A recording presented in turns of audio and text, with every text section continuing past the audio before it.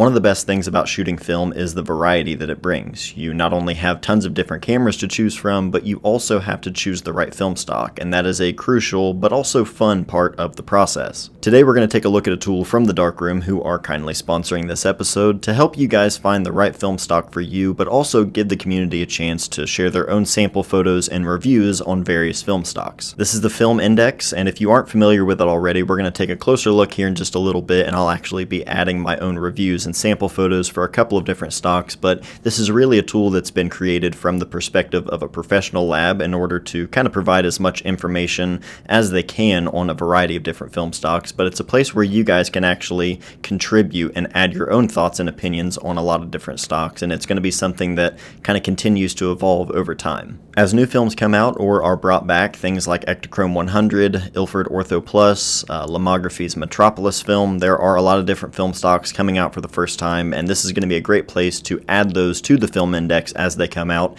and just as more people kind of get their hands on the film, they can regularly add any sample photos or reviews as they shoot them. The goal is really to just provide as much helpful and practical information for other film shooters out there. Everything from characteristics of the film to price, it's all in there, and everybody knows about Portra 400. It's kind of become the standard really in terms of color negative films. Everybody knows it's reliable and versatile, and it's very widely recognized, but there are a lot of different options out there, and it's kind of hard to just go and buy a roll of every single film stock and actually shoot everything. You kind of want to know a little bit more about the film before you shoot it, and that's really what the Film Index is for. It can be a great way to discover film stocks that maybe you've never even heard of, or just film stocks you haven't shot before, and you can hear from other people in the community on how they shot the film, what their results were like, and whether they liked it or didn't like it. Part of the fun of it is that everybody has their own tastes and opinions, and you're welcome to share that, whether it's positive or negative.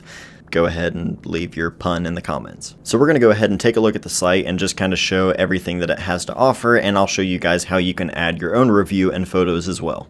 Alright, I hope this works out here, this angle here. I've got my 120D just blasted at the wall here to bounce the light, so hopefully this looks decent, and oh, yeah, check out that view.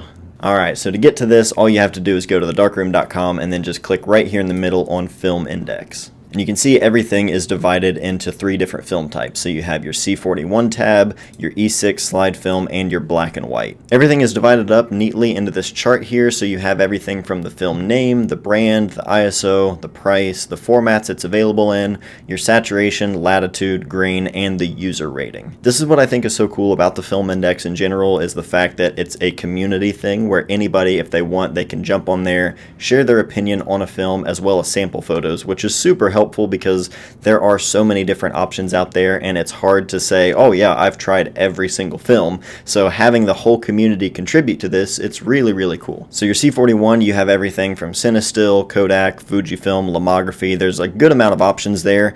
E6 slide film, it's a little bit more slim. There aren't as many readily available E6 films being manufactured today. Black and white, there are a lot of options available today. Everything from Ilford, Cinestill, FPP, Lomography, Ferrania, JCH, Berger.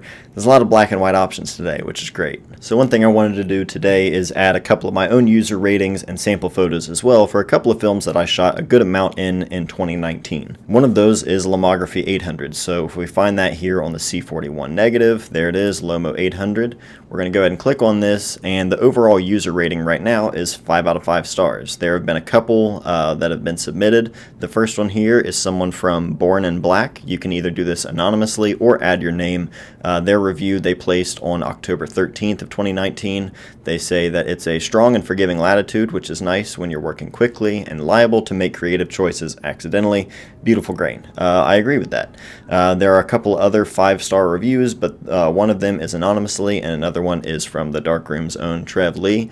And then you have some sample photos here. Some of these are actually submitted by users, and then some of these are also from the Darkroom lab.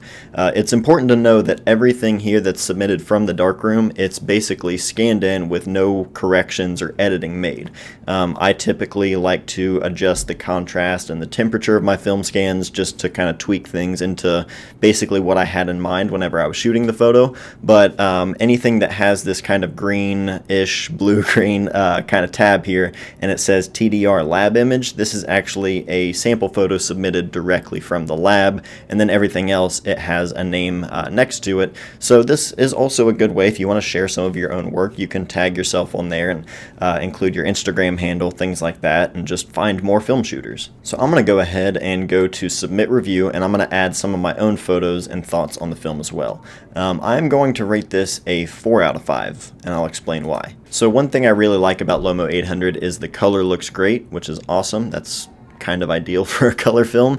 But one thing I don't like about Lomo 800 is that sometimes, depending on how the film has been wound onto the reel or going from reel to reel, I'm not sure if it's something with the paper that Lomography uses, but basically you can have a pretty strong chance of light leaks near the top or bottom of the frame. This isn't really a big deal. Some people might actually like this and kind of just the spontaneity of it, but at the same time, depending on what you have in your composition, if it's all the way at the very bottom of the frame or the top of the frame, sometimes that light leak can, cause imperfections, and if you're shooting for a client, that might not be ideal.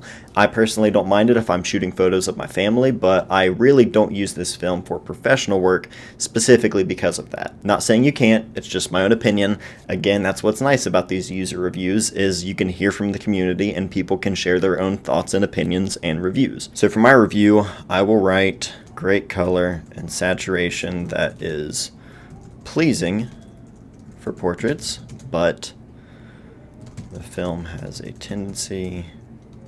I don't know why I'm repeating what I just told. I'm just going to type this. So I did mention in my review that this is specifically for the 120 because it has the paper backing and it's rolled that way. If it's in the canister in a roll of 35mm, you don't really have to worry about the light leak so much, but with 120 film, that's something to keep in mind. So this is my review, short and to the point. I'm going to go ahead and put my name. This review is based on my own experience and is my genuine opinion. Click that box and submit my review. There we go. Now I'm going to go ahead and submit some sample photos here. File exceeds size limit. Max file size 10 megabytes. I didn't realize that, but now you and I both know. So let me resize this. Okay, there we go. This photo of Garrett. I really like the skin tones in this. That's why I want to include this one. I feel like it's a good portrait kind of example. Okay, thanks for submitting your photos. Please refresh this page to see your images in the gallery. Let's try that. It's Gert. All right, let's go back to the film index. I want to submit a review for Ilford Delta 3200. I know people would probably just expect me to jump to HP5 and submit a review for that, but I've been shooting a lot of Delta 3200 lately in 120, and I want to talk specifically about that film because I tend to shoot it at 1600 and then develop it as normal, and that's kind of what I want to see more of on the film index. And what I would encourage people to do is really talk about how they shoot that film and how they rate it and meter for it, just so people can see how others are really using the film and getting a certain kind of look out of it. Submit review, this time 5 out of 5. Highly recommended. Title of your review: favorite black and white film in 120. It's the truth. My review: I shoot HP5 for all of my 35mm black and white needs, but in 120, Delta 3200 has just the right amount of grain and highlight tonality that I'm looking for. The highlights really just have this nice soft creaminess to them that I love. And the grain, I love that amount of grain. Most, even HP5 pushed to 6400 has smaller, finer grain than Delta 3200, but I want that grain in my 120. I tend to expose for the shadows at 1600 and develop this film at 3200. That's given me the best results in terms of shadow detail while still preserving the highlights. Sounds about right. Alright, we're going to submit this review here. Easy as that. We're done. Alright, now we're going to go ahead and add a sample photo. I'm going to grab this photo I shot in Great Seal at sunrise. Go ahead and submit that. thanks for submitting. Let's refresh the page. Bam, there it is. You can click on it. It gives you a nice view of the image after it's been submitted with the name up at the top. This is great. So it's super easy to do, as you can see, to add your own review, and if you want to just find out more information on a film, this is a great way to do it. There we go. Really simple and easy process. I hope my review and sample photos are helpful to people if maybe those two film stocks are ones that they've kind of considered, or maybe they just want more information on. That's really what this whole thing is for. It's meant to serve the community, but also be shaped by the community. This is another reason why I love working with the Darkroom so much. They really are like a grassroots kind of lab, and they really try to do a lot for this community that we all love. And I've been sending all of my film to them for the last year now, which is crazy that it's been that long. But if you'd like to try them out for your processing, scanning, or printing, just go to the link in the description. That is thedarkroom.com. But that's it for today. If you guys have any questions at all about the film index or how it all works or anything else, please leave those in the comments down below. If you enjoyed this video and found it helpful, definitely give it a like and subscribe if you haven't already. We've got new videos every Monday at 8 a.m. Eastern Standard Time, but that's it for today. So thank you guys for everything. Thank you for watching, and I'll see you guys next time.